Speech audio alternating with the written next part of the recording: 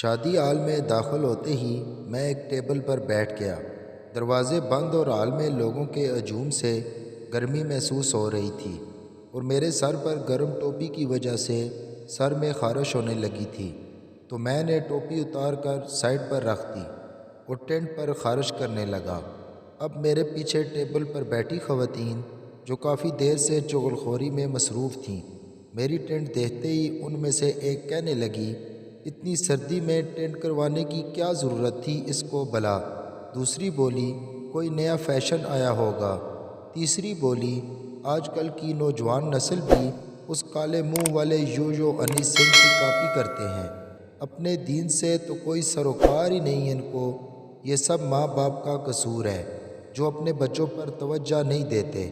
چوتھی بولی، مجھے تو لگتا ہے اس کے سر میں الرجی ہو گئی ہے، اسی وجہ سے ٹینٹ کروا کر پھر رہا ہے بیچارہ۔ اب ان کی باتیں مجھ سے برداشت نہیں ہو رہی تھی، تو میں نے پیچھے مڑ کر کہا، آپ نے کبھی سعودی عرب کا نام سنا ہے؟